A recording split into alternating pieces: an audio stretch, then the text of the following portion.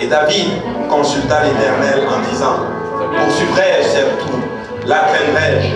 L'Éternel lui répondit, poursuis, car tu atteindras et tu délivreras. Alléluia. Prions tous ensemble. Éternel des armées, nous te rendons grâce, Papa. Nous te bénissons, Seigneur Jésus-Christ. Alléluia.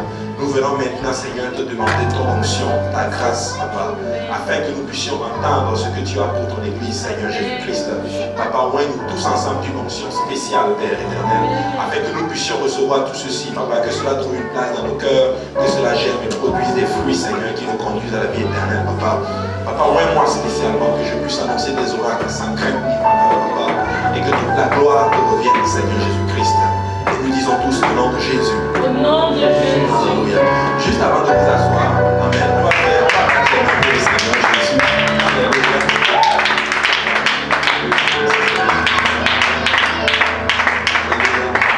On va se tourner vers quelqu'un et on va saluer la personne. C'est quelque chose de nouveau. Je suis très content de vous voir dans la maison du Seigneur.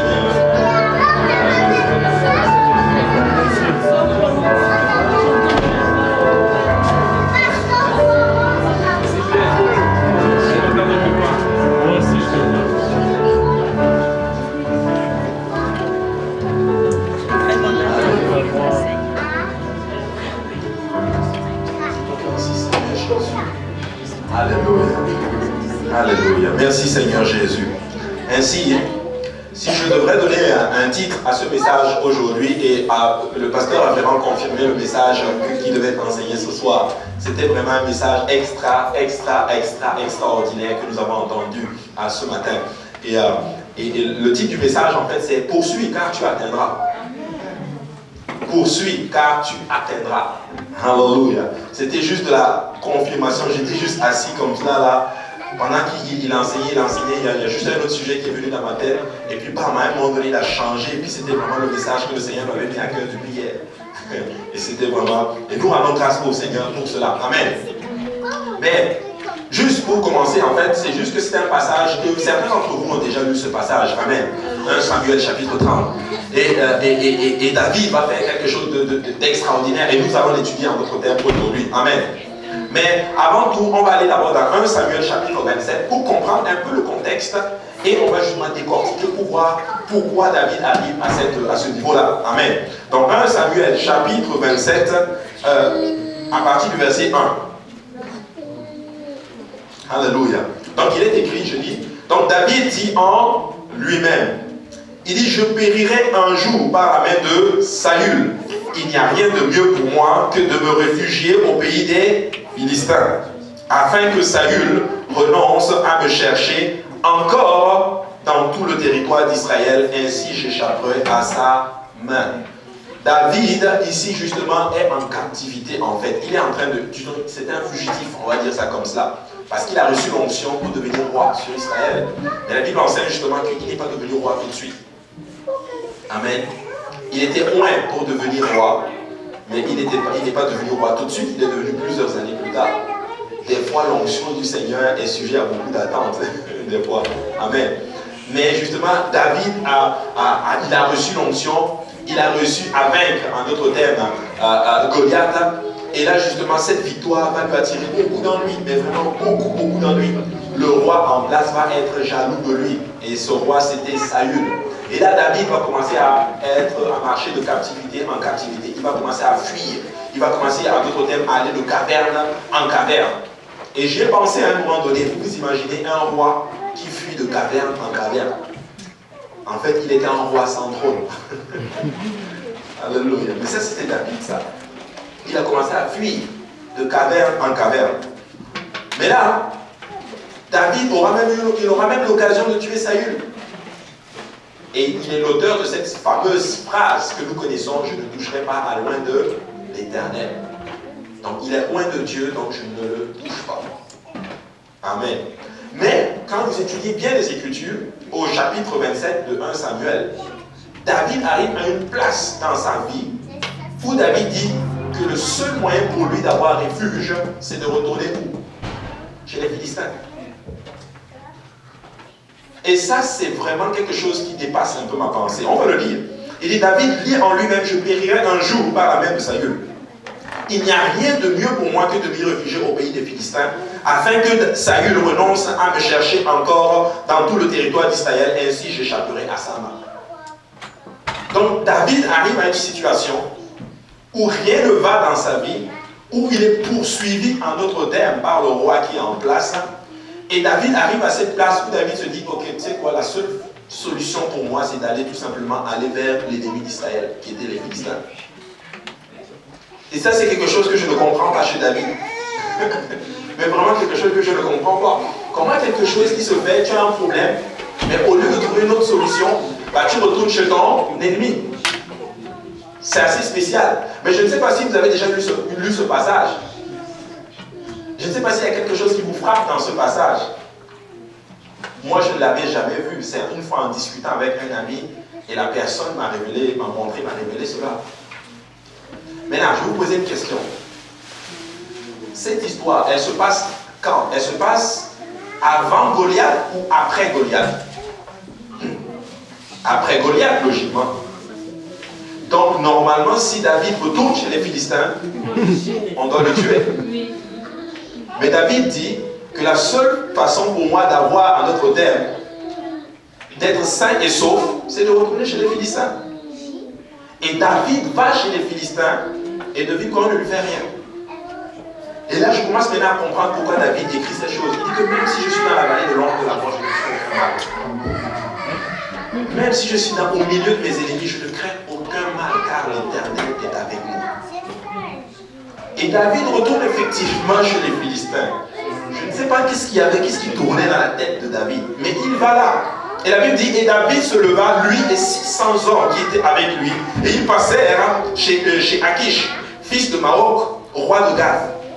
David et ses gens restèrent à Gath, auprès d'Akish. Ils avaient chacun leur famille. David avait ses 2 femmes, Achinoam de Jezreel et Abigail de Carmel, femme de Nabal.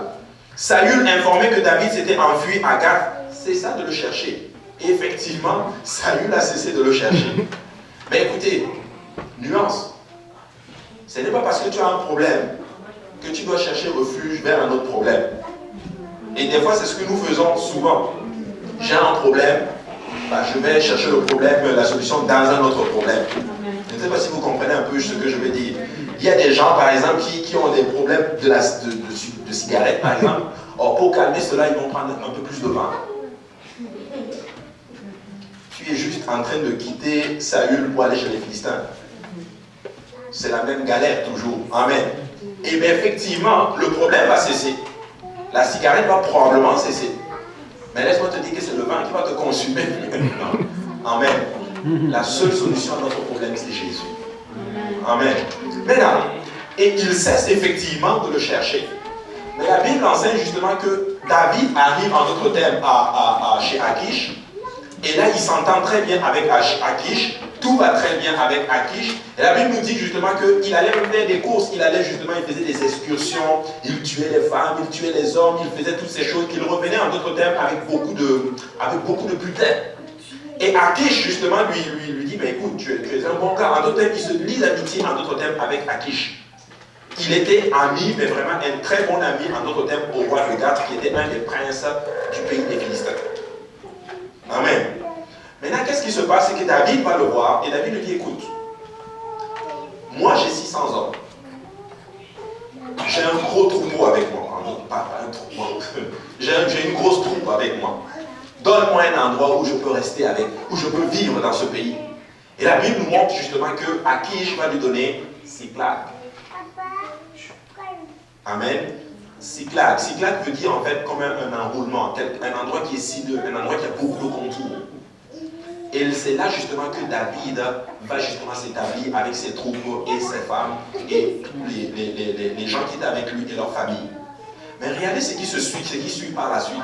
C'est qu'à un moment donné, c'est que les Philistins vont se mettre ensemble pour aller combattre Israël. Tous les princes d'Israël vont se mettre ensemble pour aller combattre Israël. Et David, honnêtement sur ce point-là, je ne sais pas qu'est-ce qui se passait dans la vie de David. Peut-être qu'il était en dépression, et ça je peux le comprendre. Mais David se lève, et il va voir Akish, il dit, tu sais quoi Akish, je vais combattre à tes côtés contre les Israélites. David était en train d'aller combattre ses propres frères. David était en train d'aller combattre son propre pays. Pourquoi? Parce que Akish l'avait accueilli. Parce que Akish lui avait donné au moins un endroit où rester. Et David était prêt à aller à l'encontre de son propre peuple, tout simplement parce qu'il n'était pas en accord avec Saül. Et là, qu'est-ce qui se passe? Ils se mettent tous ensemble. On va lire cette partie-là. Regardez 1 Samuel chapitre 29, à partir du verset 1. La Bible dit ceci: les Philistins rassemblèrent toutes leurs troupes à Afek, et Israël campa près de la source de Jisraël. Les princes des Philistins s'avançaient avec leurs centaines et leurs milliers, et David et ses gens marchaient à l'arrière-garde avec Akish. Donc David se lève et il se met justement avec Akish. On va aller combattre les Israélites. On va aller combattre qui ça? On va aller combattre Saül. Mais écoutez, c'est son peuple. Écoutez, j'ai appris quelque chose. Ne te mets jamais avec quelqu'un pour combattre ton frère. Même si ton frère a tort, défends-le toujours. Amen. Défends toujours ton frère, même s'il a tort. Amen. Écoutez, le Seigneur ne nous regarde pas en dépit de comment on appelle ça? En dépit de nos erreurs. Non. Le Seigneur nous regarde comment? À travers le potentiel que nous pouvons être. C'est ce que le Seigneur regarde. Et là, ils se mettent ensemble et David se met avec eux. On va continuer à lire. Les princes des Philistins dirent: que font ici les Hébreux? Et Akish répondit, les princes des Philistins répondit aux princes des Philistins: n'est-ce pas David, serviteur de Saül, le roi d'Israël? Il y a longtemps qu'il est avec moi et je n'ai pas trouvé la moindre chose à lui reprocher depuis son arrivée jusqu'à ce jour. Donc qu'est-ce qui se passe? C'est que les princes de Philistins maintenant se mettent ensemble et ils se disent, mais ils se retournent, ils posent la question maintenant à Akish. Mais Akish, que font ces Hébreux avec toi? Oh, bah écoute, tu sais quoi, c'est David. C'est un bon type. Ça fait quelque temps qu'il est avec moi. Et en passant, depuis qu'il est avec moi, je suis seulement en succès. Laisse-le venir, il est fort, il est vaillant. Crois-moi qu'il ne lui a pas dit que c'est lui qui a même fait tomber Goliath. J'espère qu'il n'a pas dit ça parce qu'on l'aurait tué sur le coup. Mais qu'est-ce qu'il a dit? Non, non, laisse-le venir. Et là, les princes se mettent ensemble et disent, non, non, non, non, on ne peut pas laisser David venir avec nous. Pourquoi? Parce que David peut se lever à un moment donné et retourner en d'autres termes contre les Philistins. Ou du moins, c'était ça leur pensée. Mais David était sincère dans sa démarche. Amen. Mais le problème, c'est que les princes des Philistins se mettent ensemble et disent, ok, tu sais quoi? Renvoie David. Renvoie-le lui et toute sa troupe. Et ça devait être choquant pour David. Je suis en train de venir pour t'aider et tu me retournes chez moi. Mais regardez ce que David va faire. On va aller dans 1 Samuel chapitre 29. On va lire le verset 6. Akish appela David et lui dit: l'Éternel est vivant, tu es un homme droit, et j'aime à te voir aller et venir avec moi dans le camp, car je n'ai rien trouvé de mauvais en toi depuis ton arrivée auprès de moi, jusqu'à ce jour. Mais tu ne plais pas au prince. Retourne donc et va-t'en en paix pour ne rien faire de désagréable aux yeux des princes des Philistins. David dit à Akish: mais qu'ai-je fait? Et qu'as-tu trouvé en ton serviteur depuis que je suis auprès de toi jusqu'à ce jour, pour que je n'aille pas combattre les ennemis de mon Seigneur, le roi? Akish répondit à David: je le sais, car tu es agréable à mes yeux, comme un ange de Dieu. Mais les princes des Philistins disent: il ne montera point avec nous pour combattre. Quand j'ai lu ce passage, j'ai été frappé par par quelque chose de pertinent ici. Akish aimait David. Akish a plaidé pour David, pour que les princes le laissent venir combattre avec eux. Mais malgré l'amour qu'il avait pour qu'il avait pour David, il a écouté les princes. Il a écouté le conseil des princes. Et ce qui m'a frappé ici, justement, c'est l'obéissance d'Akish. Il aimait David, mais il a obéi, en d'autres termes, à l'autorité qui est en place. Donc là, ce sont des gens qui ne servent même pas Dieu. C'est des Philistins. Ils ne connaissent pas Jéhovah. Ils ne connaissent pas l'Éternel. Mais ils connaissent quoi? Le pouvoir de l'autorité.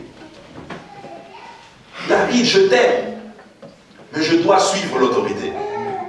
David, je t'aime, mais je dois faire ce que les princes demandent de faire. Tu dois retourner chez toi. Il va plus loin, il dit, tu es même comme un ange de Dieu, mais je dois faire ce que les princes me demandent de faire. J'ai lu ça, ça m'a beaucoup frappé. Et là, David va obéir, parce que lui-même, il est israélite, il sait c'est quoi l'autorité. David retourne chez lui. Et la Bible dit au verset 11 que David et ses gens se levèrent de bonne heure pour partir dès le matin et retourner dans le pays des Philistins. Et les Philistins montèrent à Gisraël. Et là, maintenant, nous rentrons dans 1 Samuel chapitre 30. La Bible dit, lorsque David arriva le 3e jour à Siklag avec ses gens, les Amalécites avaient fait une invasion dans le Midi et à Siklag. David arrive, il était allé pour aider Akish et les Philistins à combattre. Mais dès qu'il arrive à Siklag, il voit quoi? Une invasion. On a tout détruit.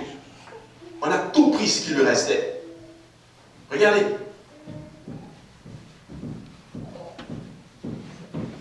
Il dit qu'il n'avait tué personne, mais ils avaient tout amené et s'étaient remis en route. David et ses gens arrivaient à la ville et voici, elle était brûlée et les femmes et leurs femmes, leurs fils et leurs filles étaient amenés captifs. David arrive de cette fameuse expédition et qu'est-ce qu'il trouve? Il trouve que cette ville est complètement brûlée. Ses femmes sont prises. Les femmes de ses soldats sont prises. En fait, il a tout perdu. Et la ville, en d'autres termes, sa maison était complètement brûlée. Tout a été brûlé. Siklag qu'on lui avait donné est complètement brûlé. À votre avis, dans une situation comme ça, qu'est-ce que tu vas faire? Je ne le souhaite pas. Si après le service ce soir, tu arrives chez toi et tu vois que tout a brûlé, tu as tout perdu. Je ne le souhaite pas si après ce service ce soir, tu arrives chez toi et qu'il y a une situation que je ne souhaite pas qu'il t'arrive, arrive. Que ferais-tu? Et la Bible dit que c'était des Amalécites qui étaient venus faire cela. Mais j'ai un problème avec cela. C'est que David a négligé quelque chose. Oui, nous voyons cela quand on lit le passage, mais on voit justement une faute, une faille de David. C'est que David, oui, est allé combattre, mais le problème c'est que David n'avait pas mis des sentinelles pour garder ceux qui étaient restés. Amen. Je vais vous dire une chose. Il faut mettre des garde-fous dans ta vie spirituelle. De telle sorte que quand l'ennemi va venir, même s'il vient pour une invention, il y a des gens qui sont capables, en d'autres termes, de tenir ferme. Il faut que tu mettes des garde-fous et des sentinelles. David ne l'avait pas fait. Mais quand il est venu de ville, quoi? Il avait tout perdu. Heureusement, on n'avait tué personne. Mais regardez ce que la Bible dit ici. La suite dit ceci. Alors David et le peuple qui était avec lui élevèrent la voix et pleurèrent jusqu'à ce qu'ils n'eussent plus la force de pleurer. Et là, ils ont commencé à pleurer. Écoutez, quand j'ai étudié cette leçon, c'est là que j'ai vu que David était un homme qui pleurait beaucoup. Je vous assure, vous allez voir, il y a plusieurs cas. Par exemple, quand il montait sur la montagne, quand son fils a fait un coup d'état contre lui, il pleurait. Quand il se séparait de Jonathan, il a pleuré. David pleurait beaucoup, hein. Donc dis à ton voisin, c'est pas mauvais de pleurer. C'est pas mauvais de pleurer. Mais David a commencé à pleurer. Ça, c'était la première réaction de David. La Bible dit qu'il a tellement pleuré qu'il n'avait même plus de force de pleurer, puis il s'est tué. Des fois, je fais ça avec mes enfants, là. Quand ils font le bébé là, comme on dit là. Amen. À un moment donné, tu les laisses seulement. Il pleure, jusqu'à un moment donné, il est tellement fatigué de pleurer qu'il continue à jouer. C'est incroyable. Il pleurer, il pleure. À un moment donné, tu fermes la porte, je fais ça souvent. Pour les punir, je les mets dans la chambre, je ferme la porte. Ils vont pleurer, taper la porte, Puis à un moment donné, tu viens, tu ouvres la porte, il est en train de jouer. Parce qu'il n'a plus de force de pleurer. Mais David arrive dans une situation où il a tout perdu. Ses fondements sont complètement ébranlés. Mais le premier réflexe de David, c'est qu'il se met à pleurer. il se met en d'autres termes à crier. Il se met à s'apitoyer sur son sort. Je ne sais pas comment David pleurait, mais c'est sûr que ça devait être très intense et très douloureux. Je ne sais pas à quoi ça ressemblait, mais ça devait être très émouvant de voir David, le grand David, en train de pleurer. Ce grand guerrier, ce grand soldat qui a fait tomber Goliath. Ça devait être difficile, ça devait être bizarre, en d'autres termes, de le voir pleurer. Et là, à ce moment-là, il pleure jusqu'à ce qu'il arrive à un niveau où il se dit, mais écoute, non seulement je n'ai plus de force, qu'est-ce que je fais maintenant? Vous savez, des fois, il faut juste arrêter de s'apitoyer trop sur son sort. À un moment donné, il faut juste arrêter de pleurer. Il y a des moments où il faut juste dire, ok, trop, c'est juste trop.